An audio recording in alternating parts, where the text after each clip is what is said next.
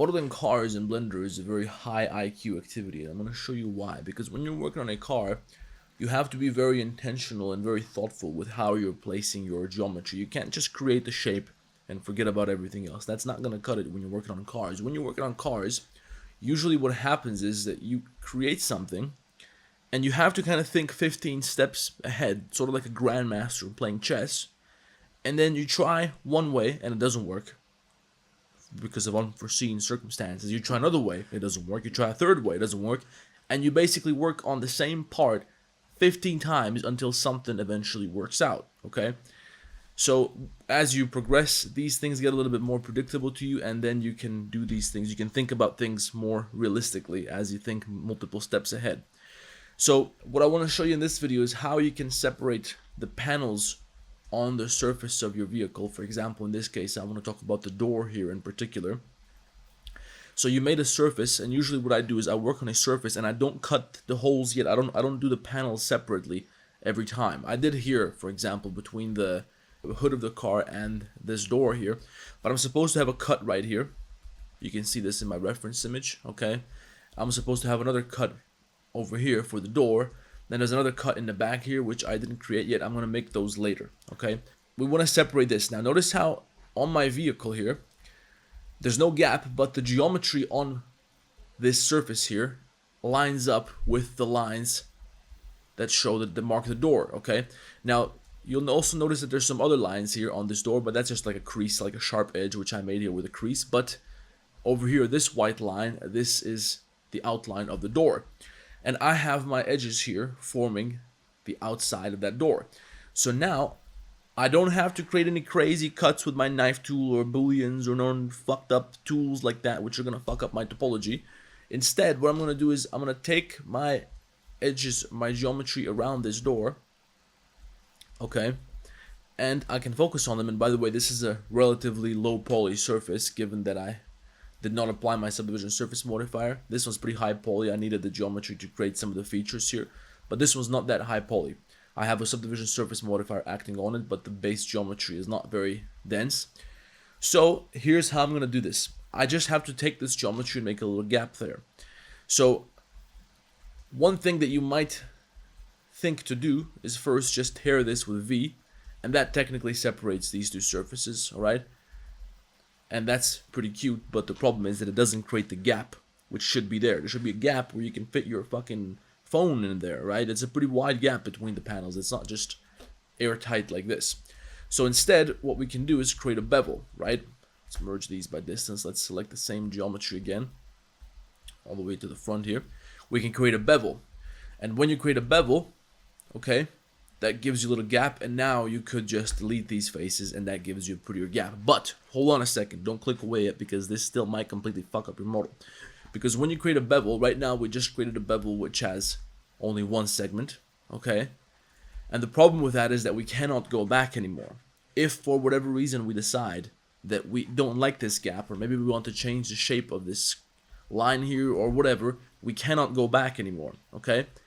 After we've done a couple of steps where we can't really undo anymore. You can undo a maximum of 256 steps, but once you're done with your undoing, once you work on something else for 2 hours, you can't undo this thing anymore. There's no way you can go back, which is why, of course, when I do these kind of destructive changes, I just duplicate my model, I toss it to the side, and I hide it with H, and because of that, I have 1,000 different variations of this in my scene. But usually you want to try and keep things non-destructive if you can. So here's what you're going to do instead. When you create your bevel, and by the way, let me just clear this up for you a little bit better within a different example. Let's say we have a cube. We're going to subdivide that cube.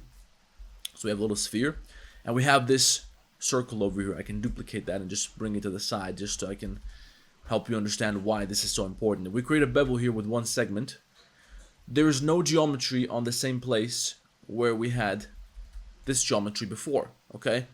So how the fuck are we now going to bring these vertices back to the same place? You could maybe slide them in some situations, but it's very hard to get the geometry to what it was before. Now in this case, you can probably just do a loop cut and scale it, even though that's not really nice either, but in most cases, it's very difficult to go back if you have one segment. So instead, we're going to do this. Check this out. We're going to bevel. We're going to scroll up once so we have two segments, and then we're going to press P to change the shape. Okay, so now we're controlling the shape. And sorry that my screencast keys don't work, guys. I don't know, they updated Blender to 5.0. Half the shit doesn't work anymore. I don't know why. I tried updating it, but screencast keys doesn't work anymore. So if somebody has a solution, please let me know. So we change the shape with P. P stands for profile, and then we pull it all the way out, and that gives us this point here. You can also control this in this little menu, in the bevel menu here, once you create the bevel. So you want to have 2 segments, profile shape 1. This is one of the reasons why I always make my bevels like this if you watch my videos. So now we can create a gap here, but we can keep this geometry in place. Alright, and how are we going to do that? See, this is exactly in the same place as this original geometry that we had before, right? Nothing changed. And now to create the gap, we just want to delete these faces, okay?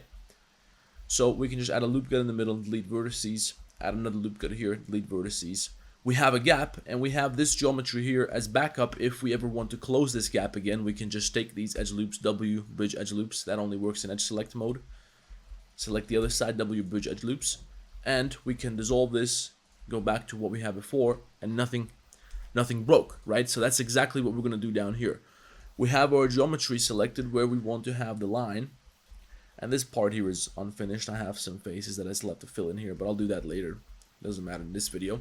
So first we're going to make a bevel which has 2 segments and a shape value 1, profile shape 1. The gap width is up to you. Mine is going to be something like this. Okay, and then we add 1 loop cut here, delete vertices on that loop cut, another loop cut here, delete vertices there. So now we created the gap successfully.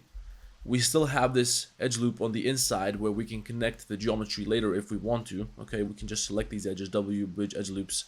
Do the same on the other side, and we can fill the edges back in. Okay. And the other thing that we have to do is take care of these corners, because if you have your subdivision surface modifier acting on your surface, it's going to give you these rounded corners, which you most likely do not want. So one way to fix them is to extrude this with a little vertex. Okay, that makes it pointy, but then you just have vertices shooting out of your mesh, so that's not ideal. Instead, you're going to select the 2 edges around this corner. Let's do it on both sides. Press N. That's going to open up this menu on the side where you can go up to Item, and you set the mean crease value to 1, and that sharpens them. So there you go. Now they're nice and pointy and round, and you're going to do the same thing on the other side. Well, my underside is a little bit fucked up here, so I can't really demonstrate because now I got this triangle and an N-gon or something, so I got to clean this up a little bit, but you understand how this works. I hope I demonstrated that to you guys correctly. Basically, this is the tool that I'm going to use to create all the other cuts as well, whenever I can. Sometimes I'm going to have to use knife cuts. Some of them are more difficult. Anyway, let me know, guys, if you have any questions. If something wasn't clear, I can make another video. Let me know what you want to see in the next video. And also, if you want to see the full tutorials for how I made this, I got that on my Patreon page, so you can go check those out. You can ask me a question and so on. I'll see you guys in the next one.